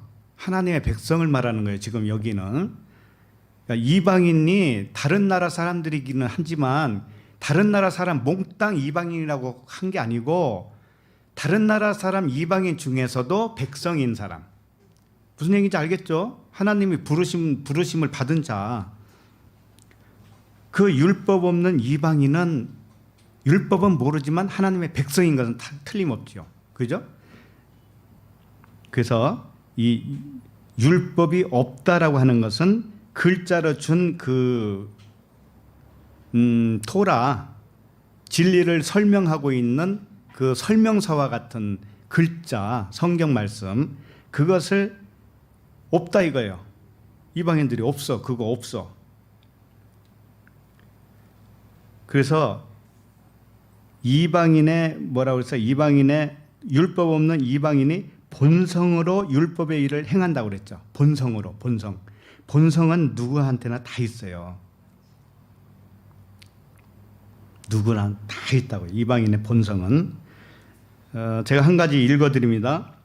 에베소서 2장 3절에 보면 전에는 우리도 다 그 가운데서 우리 육체의 욕심을 따라 지내며 육체와 마음에 원하는 것을 하여 다른 이들과 같이 본질상 이게 본성이에요. 본질상 진노의 자녀였다. 그러니까 이방인은 백성이라고 그랬잖아요. 백성이나 율법 받은 하나님의 백성이나 본성은 뭔가 하면은 본질상 진노의 자녀였어요. 진노의 자녀였다고. 왜? 율법을 받은 하나님의 그 이스라엘 백성들은 율법을 표면적으로만 알았죠. 그래서 진노의 자녀가 된 것이고 율법이 없는 이방인들은 자기 마음에 새긴 양심이 있죠. 양심. 이것이 양심을 표면적으로만 사용했단 말이에요. 표면적으로만. 그렇기 때문에 본질상 진노의 자녀였어요. 이와 같이 똑같단 말이죠. 그래서 이제 그 이방인은 하나님이 뭐라고 규정하고 있냐면 이방인 한 말씀 하나를 읽어드립니다. 마태복음 21장 43절인데 그러므로 내가 너희에게 이르노니 하나님의 나라를 너희는 빼앗기고 바리새인과 서기관들한테 한 얘기예요. 하나님의 나라는 너희는 빼앗기고 그 나라의 열매 맺는 백성이 받으리라. 이 백성이 에드노스, 이방인이라는 뜻이에요. 그러니까 이게 무슨 얘기냐면은 이방인은 율법이 없는 자가 이방인인데 너도 이방인처럼 돼야 된다라고 하는 거고 이방인은 율법이 없는 거니까 율법에서 나온 자를 상징하고 있어요.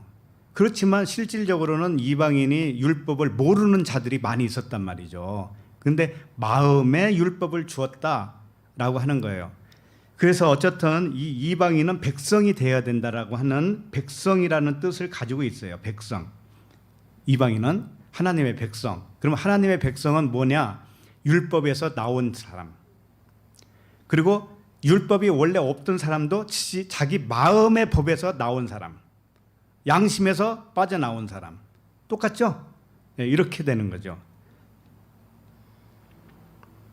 자, 그래서 본문 14절을 다시 보시면 율법의 일을 행할 때에는 율법 없는 이방인이 본성으로 율법의 일을 행할 때에는 이게 행한다고 하는 것도 포이에오라고 하는 단어예요. 그러니까 창조. 율법의 일을 행하는 것이 뭔가 하면 율법의 마침이 일어나는 일.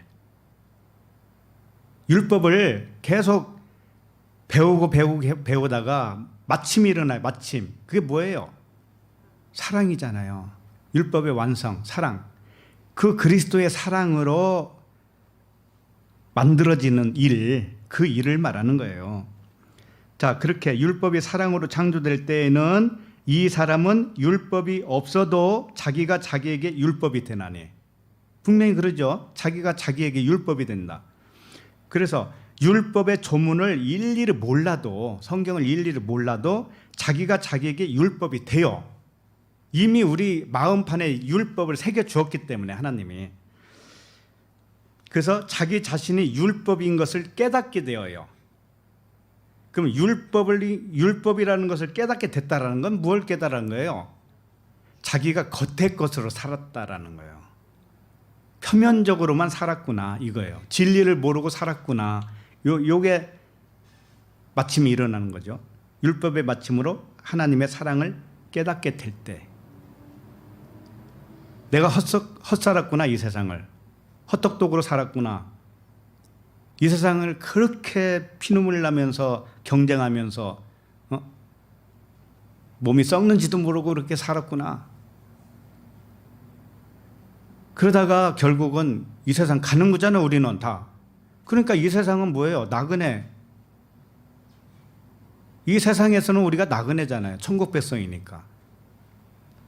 그런 마음으로 사라지는 것. 이게 뭐냐면은 하나님의 사랑으로 사라지는 거예요.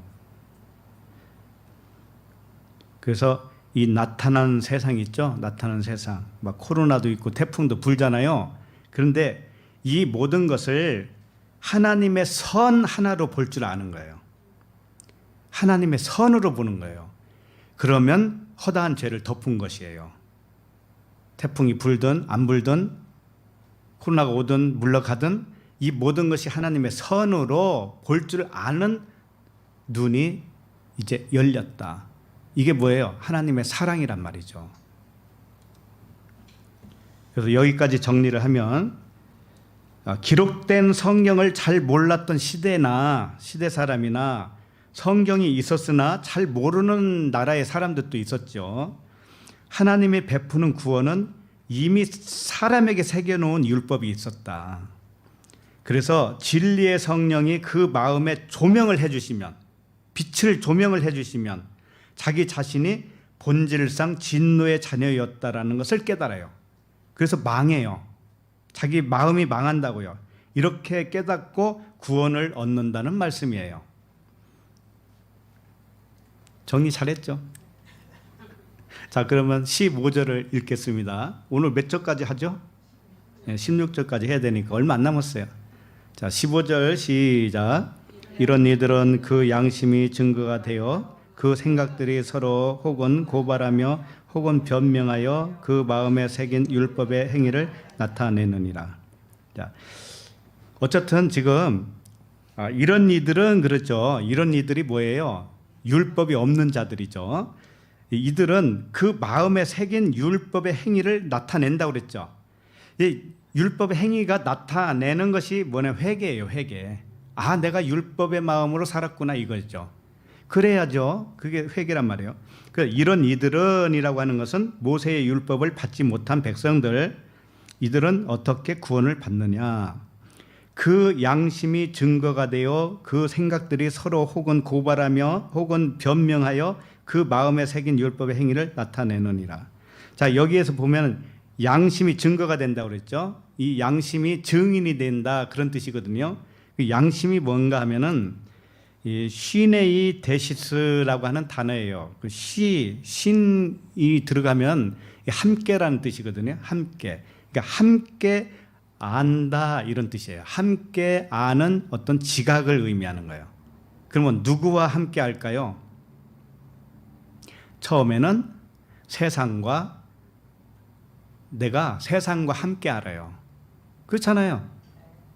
우리가 세상으로 살았으니까 세상적인 가치관으로 살았지요.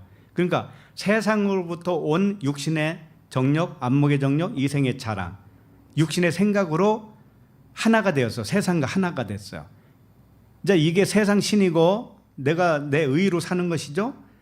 요것도 그러니까 양심이에요. 내가 처음에 처음 가진 양심이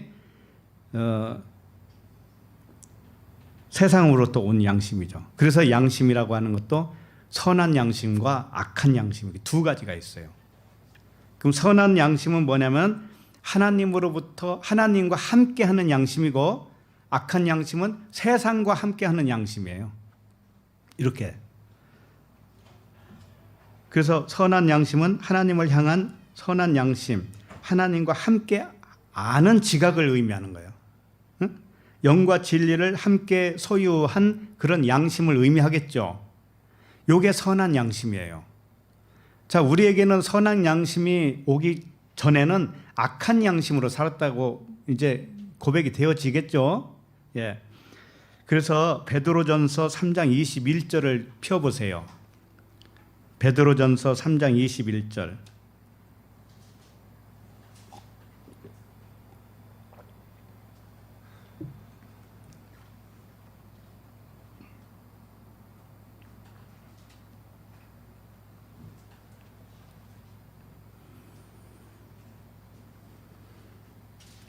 찾았어요? 예, 베드로전서 3장 21절 시작. 물은 예수 그리스도께서 부활하심으로 말미암아 이제 너희를 구원하는 편이 곧 세례라. 이는 육체의 더러운 것을 제하여 버림이 아니요 하나님을 향한 선한 양심의 강군이라. 자, 물이라고 했죠. 물이 표라는 거예요. 물이 표라는 거예요. 무슨 표? 구원하는 세례를 의미하는 거죠. 세례. 그리스도의 그 우리를 구원하시는 표, 이게 세례. 그러니까 물이 세례라는 뜻이에요. 자, 그러면 우리가 물을 볼 때 어떤 생각을 해야 돼요? 물을 보면은 세례를 생각해야지. 물은 물, 성령, 진리, 이건 물, 피, 성령은 하나니까. 자, 그런데 물은 이게 표라는 거예요. 표적이라는 뜻이에요. 표적. 세례도 표적이라는 뜻이에요. 자, 그런데 표적이라고 하는 이 표라고 하는 뜻은 뭐냐면 그림자라는 뜻이에요. 그림자. 자, 세례는 마음의 세례가 진짜겠죠. 그런데 마음의 세례를 가르쳐 주려고 성경에 세례가 뭔지를 역사적으로 홍해도 건너고 요단강도 건너고 그러잖아요. 그렇죠? 그러니까 이게 표란 말이에요. 표적. 그럼 이것은 성경이 있는 동안에 있어요, 없어요? 있어요. 성경에 항상 기록이 되어 있으니까. 자, 그러면 여기 보면은 육체의 더러운 것은 표적으로 준 세례라는 뜻이에요. 자, 너희는 구원하는 편이 곧 세례라. 그 다음에 뭐예요? 이는 육체의 더러운 것을 제하여 버림이 아니요 그랬죠. 그러니까 육체의 더러운 것이 뭐예요?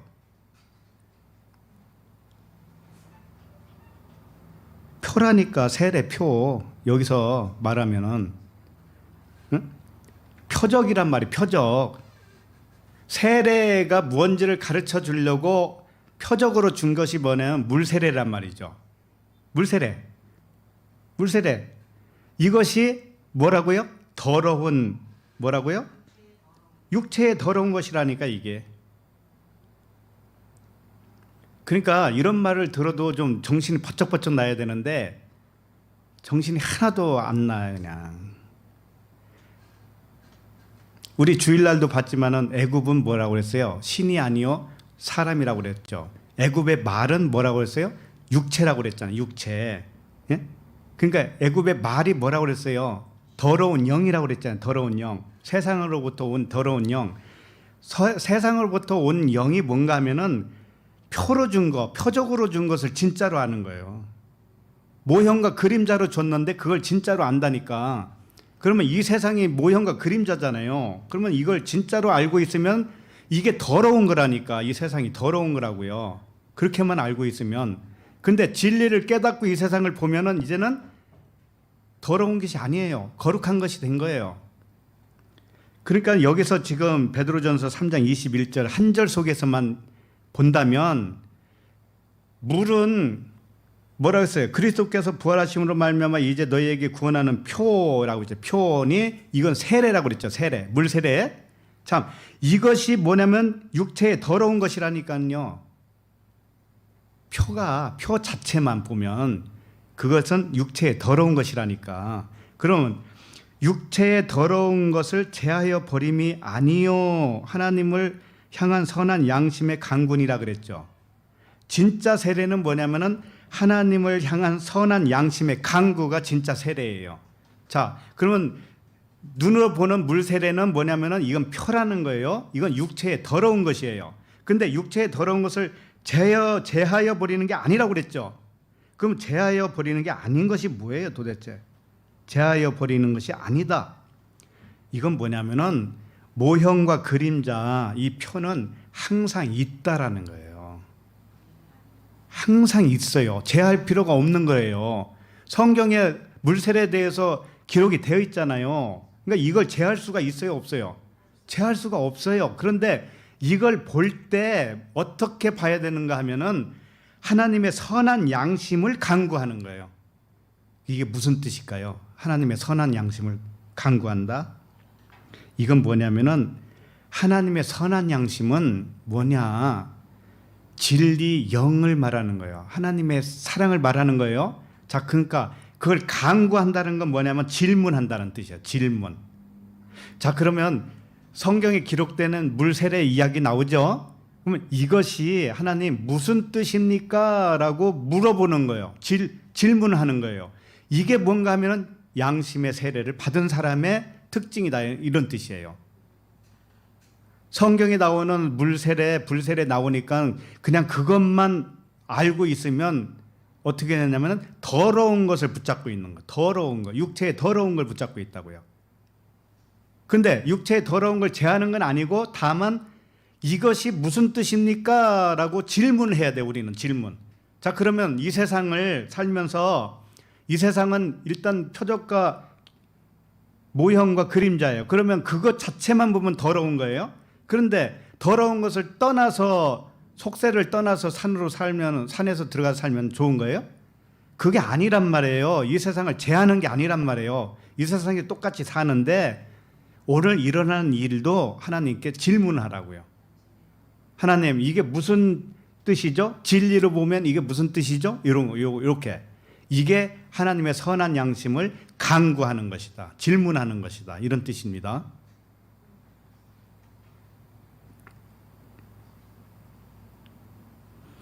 그래서 이거 선한 양심이에요. 선한 양심은 하나님, 이 진리가 뭐죠? 여기서 하나님의 마음이 뭐죠? 이거 하나님의 사랑이 여기서 어떻게 내가 느껴질 수가 있고 알아먹을 수 있죠? 이거 질문하는 거라는 질문. 이게 선한 양심을 가진 자예요. 근데 아까 로마서에서 볼 때 양심이 증인이 된다고 그랬잖아요. 증인. 근데 우리에게는 처음에는 악한 양심이 있었단 말이에요. 이게 악한 양심이 뭐냐면은 이걸 또 하나 봐야 돼요. 히브리서 9장 9절인데 제가 읽어드릴게요. 그냥 한 절이니까. 시간이 없어요. 이 장막은 현재까지의 비윤이 이에 따라 드리는 예물과 제사는 섬기는 자를 그 양심상 온전하게 할 수 없나니, 이런 말씀이 있어요. 그러니까 현재까지 비유가 뭐예요? 이 세상 모형이란 말이죠. 여기는 이제 장막이라고 한정지어서 말하고 있지만 이 세상 전체를 장막이라고 보는 거예요. 이 장막에 있어서 일어나는 모든 일이 있죠. 이게 비유예요, 비유. 그런데 이 비유만 봐가지고는 양심상 온전하게 못해. 그러니까는 악한 양심을 갖게 되는 거예요. 자, 그러면 선한 양심은 뭐라고 했어요? 이 비유를 보면서 하나님, 이게 무슨 뜻이죠? 물을 수 있는 사람이 선한 양심으로 된 거예요. 바뀐 거예요. 아시겠죠? 예. 그래서 겉에 것만 보는 거, 겉에 것만 보고 선악으로 보고 좋은 거 나쁜 것으로 판단하고 있잖아요. 남을 판단하는 자야 너를 정죄하는 거 아니냐 그랬잖아요. 그러니까 이렇게 하는 것이 악한 양심이에요. 악한 양심. 사람이 또 자랑하는 거. 사람이 어떻게 자랑하냐면 나는 양심이 바로, 이런 사람들이 있죠. 법 없어도 살아, 이런 사람이 있죠. 이건 진짜 악한 양심이라는 거 알아야 돼요. 법 없어도 살기는 뭘 살아요. 그러나 예를 들면 이런 거예요. 나는 양심적으로 산다. 그런 사람이 있잖아요. 물론 양심은 선과 악이니까 선한 걸 추구하는 건 좋은 거예요. 그러나 선한 것을 추구한다고 해도 그것은 마치 뭐와 같으냐면은 아이들이 소꿉장난하면서 내가 선한 양심대로 내가 소꿉장난에 임했어. 이런 것과 똑같아요. 소꿉장난에서 땅 따먹기 한다고 칩시다. 땅 따먹기 하는데 속이지 않고 땅 따먹기를 열심히 해서 땅을 땄어요. 그러면 자기가 양심이 바르다고 생각한다니까. 그런데 엄마 아빠가 너 그 소꿉장난 하지 말고 좀 내가 심부름을 뭐 하니까 이것 좀 들어주라 욕을 했다고 칩시다. 근데 그 아이가 엄마 아빠의 요구 사항은 하나도 안 해. 안 하고 소꿉장난 속에서는 양심적으로 땅 따먹기를 했다라는 거예요. 이게 얼마나 우둔하냐고요. 인간이 그런 상태란 말이에요. 인간이. 그러니까 선한 양심은 뭐냐면은 이 모형으로 준 것을 통해서 이게 무엇을 가르쳐 주는 겁니까? 하나님. 예? 진리가 뭡니까? 사랑이 뭐예요? 이걸 질문하는 거라니까. 끊임없이 질문하는 거예요. 이게 세례 받은 자의 특징이다. 자, 그러면은 본문 15절을 다시 보세요. 이런 이들은 그 양심이 증거가 되어 그 생각들이 서로 혹은 고발하며 혹은 변명하여 그 마음에 새긴 율법의 행위를 나타내느니라. 이게 뭐냐? 글자로 새긴 율법이 없는 이방인들이죠. 율법이 없는 사람들이죠. 그런데 자기 자신이 마음에 새긴 율법이에요. 자기 자신의 마음이 율법이에요. 그 율법이 그 양심이 증거가 돼요. 율법은 겉에 거라고 있잖아요. 겉에 거. 겉에 것이 그러니까 악한 양심이죠. 처음에 악한 양심이 증거가 되어서 그 생각들이 서로 혹은 고발하여 혹은 변명하고 싸운단 말이에요. 내 속에서 싸우죠. 싸우는데 결국은 뭐 결과가 뭐예요? 그렇게 싸워서 나온 결과가 내 자신이 율법이었구나라는 것을 나타내는 것뿐이에요. 그렇게 해서 나에게는 선한 양심이 없었네. 예? 보이는 겉의 것만 가지고 근근하게 이렇게 비비 걸면서 이렇게 살아왔네. 걱정하면서 살아왔네. 그런 자기 자신을 발견한단 말이에요. 그 발견하는 것 자체가 하나님의 은혜가 왔기 때문에 가능해요. 그러면 그때부터 세례가 일어난 거예요. 물 세례가. 자, 그러면 그때부터 어떻게 하겠어요? 하나님, 나에게 일어난 이 마음이 무슨 뜻이에요? 뭐예요? 내가 보고 있는 이 사물에 대해서, 이 사건에 대해서 이게 무슨 뜻으로 내가 봐야 돼요? 하나님께 물어보겠어요? 안 물어보겠어요? 물어본다고요. 이게 하나님의 자녀들이에요. 그래서 아까도 베드로전서에서 살펴본 것 같이 세례가 펴어준 것이기 때문에 그 자체는 육체에 더러운 것이에요. 이 표적을 버리는 것이 아니에요. 다만 여기에서 하나님의 선한 양심을 강구하는 거예요. 질문하는 거예요. 하나님의 진짜 뜻이 무엇입니까? 질문하는 거예요. 그래서 서로 고발하고 변명하는 것이 뭐냐면은 선한 양심으로 강구하도록 유도하는 거죠. 하나님께 나아가도록 유도를 한 거란 말이에요. 내 마음속에서 서로가 싸움이 일어났잖아요. 이것들이 다 필요했던 것이죠. 그래서 그런 결과로 그 마음에 생긴 율법의 행위를 나타내는 거예요. 자기 자신의 마음에 율법이 새겨 있었구나. 자기가 율법이었구나. 자기가 율법이라서 율법 세상을 모형과 그림자로 볼 줄 몰랐었구나. 율법 아래에 갇혀서 살았었구나. 이렇게 안다니까요. 그러면 하나님의 선한 양심을 소유하게 된 결과로 구원받은 사람이 되는 거예요. 그러니까 오늘 말씀 전부 다 뭐냐면 구원이에요. 구원. 의롭다함을 여김을 받는 그 이야기란 말이에요. 전부 다. 그러니까 율법을 받은 자나 율법을 받지 못한 자나 하나님의 구원은 같은 방식으로 이루어진다. 언약으로 이루어지는 것이다. 언약이 뭐냐? 내 안에서 진리가 나타나는 것이다. 그리스도가 나타나는 것이다. 그래서 내가 율법이구나. 내 마음판이 율법으로 지어졌었구나. 악한 양심이 있었구나. 이거 깨닫는 거라니까. 자, 그러면은 16절 한 절 보고 마칩니다. 자, 시작. 곧 나의 복음에 이른 바와 같이 하나님이 예수 그리스도로 말미암아 사람들의 은밀한 것을 심판하는 그날이라. 곧 나의 복음에 이른 바와 같이 이렇게 표현하죠, 사도 바울이. 내가 전한 복음과 같이 어떻게 하느냐? 하나님이 예수 그리스도로 말미암아 사람들의 은밀한 것을 심판한다는 거예요. 자, 그러면 예수 그리스도께서 심판하는 것이 뭔가 하면은 바울이 전한 복음이었다라는 뜻이죠. 그래서 찾지 마시고 갈라디아서 1장 6절에 보면 이런 말씀이 있어요. 그리스도의 은혜로 너희를 부르신 이를 이같이 속히 떠나 다른 복음을 따르는 것을 내가 이상하게 여기노라.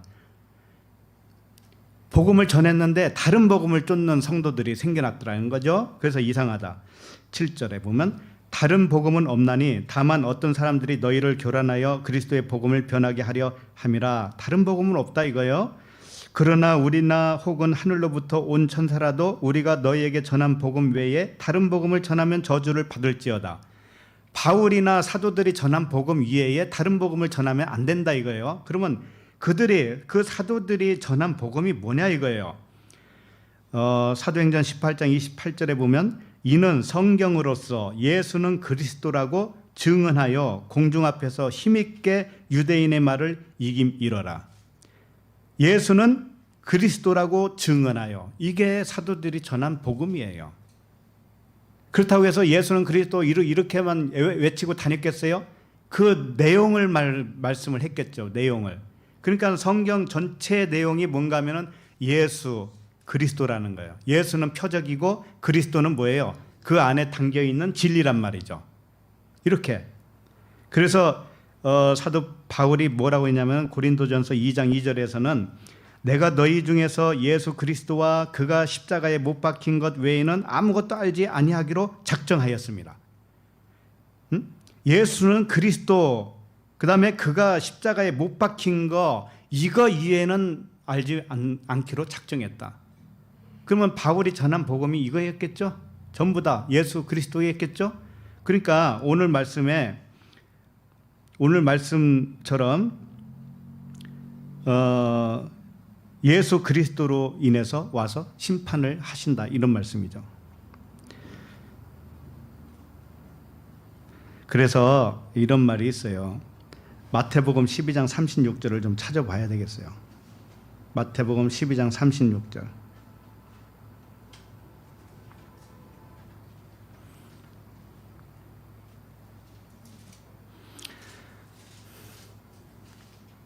아까 로마서 끝에 보면 사람들의 은밀한 것을 심판하신 그날이라 그랬습니다. 예수 그리스도께서 심판하는데 사람들의 은밀한 것을 심판했는데요. 은밀한 것이 뭘까요? 감추어진 것이죠. 감추어진 것. 사람에게 감추어진 어떤 비밀이 드러나는 것이죠. 감추어진 진리를 드러내려면 표면으로 가리고 있던 육신의 생각을 반드시 심판을 해야 되겠죠. 그렇죠? 겉의 것은 깨야만이 안의 것이 나오잖아요. 그러니까 하나님이 그렇게 해주신다니까. 우리의 육신의 생각을 깨고 그 안에서 빛이 드러나게 하는 거예요. 이게 비밀이 드러나는 거예요. 사람들의 은밀한 것을 심판하는 거예요. 자, 그러면 그게 뭐냐 이거죠. 마태복음 12장 36절 시작. 내가 너에게 이르노니 사람이 무슨 무익한 말을 하든지 심판날에 이에 대하여 신문을 받으리니.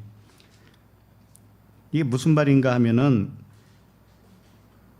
심판날에 이에 대하여 신문을 받으리니 이렇게 돼 있죠. 끝에 보면 심판날에. 그러니까 심판이 예수 그리스도로 말미암아서 우리에게 심판이 임하면 어떤 일어나는 현상을 말하는 거겠죠. 그런데 여기 보면 심판을 받는다는 것은 뭐예요? 진리를 밝히 알게 된 것을 말하는 거예요. 그렇죠? 심판은 겉의 것이 심판을 받고 안의 것이 드러나는 거잖아요. 그러니까 진리를 알게 되는 것이죠. 자, 그러니까 좋아요, 나빠요? 좋은 거잖아 이게. 그런데 보면은 지금 마태복음 12장 36절을 보면 내가 너에게 이르노니 사람이 무슨 무익한 말을 하든지 이렇게 돼 있죠. 이게 오역입니다. 이게 무슨 말이냐면은 무익하다라고 하는 단어를 이 게으르다라는 말로도 써요. 게으르다. 그런데 무익한 말이라고 했을 때 이 말은 흐레마예요. 그러니까는 레마는 게으르다라는 뜻인데, 게으르다는 얘기 한 번 했죠, 설교 중에. 이게 뭐예요? 게으른 것은 이 세상 일을 그쳤다. 율법의 일을 그쳤다. 모형과 그림자로 쫓아가던 것을 이제 그쳤다 이거죠. 그래서 게으르다라고 하는 거예요.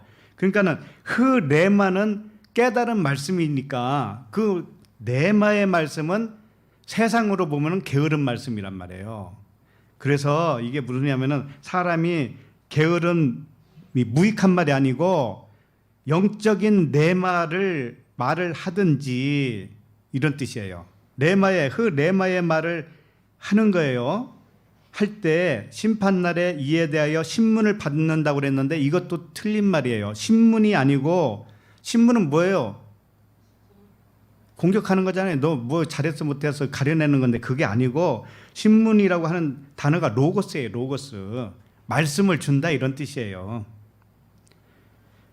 그러니까 흐레마를 말을 하죠. 우리가 깨달은 말을 하죠. 그때 심판을 받았기 때문에 그런 현상이 나요. 그런데 그때 로고스를 주신다 이거예요. 로고스를 받는다 이 말씀이에요.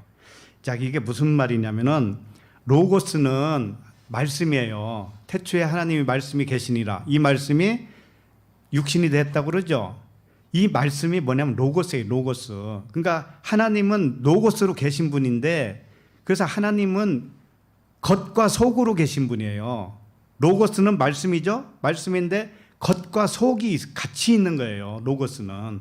그런데 지금 심판날에는 그 로고스를 받아서 한쪽으로는 레마로 얘기하고 한쪽으로는 겉의 것으로 얘기해. 두 가지로 얘기하는 거예요. 두 가지로.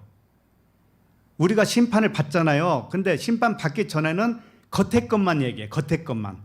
로고스를 말을 하는데 로고스의 겉의 부분만. 그게 율법이란 말이에요. 그게. 표면적으로만 말을 하다가 심판을 받으면 이제 두 가지로 말을 해요. 그게 그 말씀이 뭐냐면은 37절 말씀이거든요. 마태복음 12장 37절 읽어볼까요? 내 말로 의롭다함을 받고 내 말로 정죄함을 받으리라. 자, 이게 무슨 뜻이냐면 나 한 사람 이야기란 말이에요. 나 한 사람 이야기예요. 어떤 사람은 의롭다함을 받는 그런 말을 했으니까 너는 의롭다함을 받았어. 이 사람 말을 들어보니까 이 사람은 아직 아니야. 정죄함을 받아. 그런 뜻이 아니고, 나 한 사람 안에 로고스를 받았죠. 로고스를 받았으니까 겉의 것은 정죄를 받는 거예요. 겉의 것은. 우리는 말은 진리를 말로밖에 못해요. 그러니까 이 말 자체는 정죄를 받는 거예요. 정죄를 받아요. 그런데 그 말 속에 뭐가 포함이 되어 있어요? 진리가 포함되어 있죠. 레마. 그 레마가 그 포함되어 있단 말이에요. 그러니까 그것은 의롭다함을 받는 거예요. 나 한 사람 이야기란 말이죠. 나 한 사람에게서 나오는 겉의 말은 정죄를 받아요. 겉의 말 속에 함유된 진리의 말은 의롭다함을 받아요. 이 말씀이란 말이죠.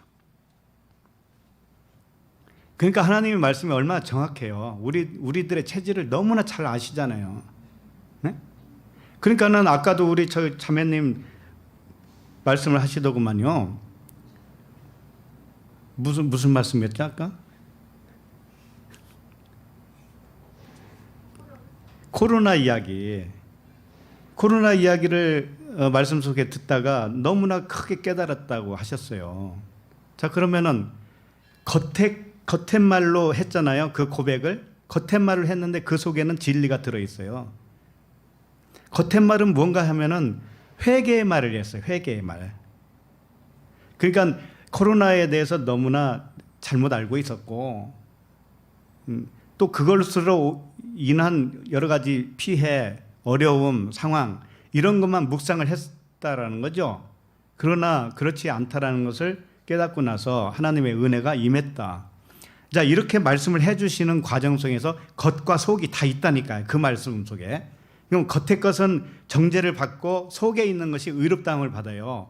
그러니까 우리는 항상 겉사람은 정죄를 받는 것이고 속사람으로 의롭다함을 받아요. 그래서 언젠가는 우리는 겉의 것은 다 멸하는 거예요. 몸뚱아리도 이 세상에다 놓고 가는 거예요. 아내 것만 가지고 가는 거라고, 알맹이만. 그러니까 우리는 이 세상에 살고 있는 동안에는 겉과 속이 함께 나올 수밖에 없다라는 겁니다. 자, 이제 정리를 하고 마칩니다.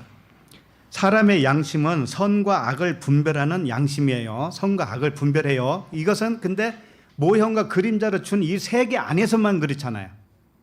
근데 하나님의 선한 양심은 뭐예요? 땅과 하늘을 같이 보는 양심이란 말이에요. 땅을 보고 하늘 것으로 항상 이 진리를 깨닫게 되는 양심이에요. 하나님께 간구하는 양심. 이게 선한 양심이죠. 그래서 하나님의 진리를 추구하는 양심만이 선한 양심이죠. 사람의 마음에 새겨놓은 그 양심이 곧 뭐예요? 율법이라고 하는 거예요. 율법. 율법이에요. 내 안에 새겨놓은 그 양심이 율법이라고요. 근데 모세의 율법을 받지 않은 사람이라도 사람의 양심이 율법이기 때문에 그 율법에 의해서 망하는 거예요. 결국은 선악으로 이렇게 서로 싸우다가 망해버리는 거예요. 이걸로서는 될 수가 없구나, 이게 아는 거죠. 그래서 하나님의 구원은 각 사람에게 예수는 그리스도가 무엇인지를 깨닫게 하는 그 심판을 받을 때 구원은 일어나는 것이다. 시대를 초월하는 거예요. 이것은 시대를 초월하고 민족을 초월하고요. 그래서 구원의 주님으로 계셨던 이 하나님이 영광 받으시는 겁니다. 네. 그래서 우리도 지금 이 시대는 참 좋은 시대죠. 옛날에 비하면은 성경이 있으니까, 확실한 예언이 있으니까. 그러나 이걸 사사로이 보면 안 되는 거예요. 그 안에서 진리를 발견해 달라고 하나님께 간구하는 거예요. 이게 선한 양심입니다. 그러니까 하나님의 선한 양심으로 사시기를 바랍니다. 하나님 아버지, 오늘도 말씀을 통하여 온 세상의 주인이시여 창조주 되시는 아버지의 사랑을 전해주시니 감사합니다. 모세의 율법 이전이나 이후에도 변하지 않는 믿음으로 의롭다함을 선포하시는 아버지께 감사를 드립니다. 율법의 행위가 아니라 내 안에서 그리스도께서 나타나시는 언약의 성취로 의롭다함을 주시는 아버지께 찬양을 드립니다. 표적과 그림자로 주신 이 세상 일들을 하나님의 선한 양심의 차원에서 진리가 무엇인지 날마다 질문하며 살아가게 하여 주시옵소서. 예수 그리스도 이름으로 기도합니다. 아멘.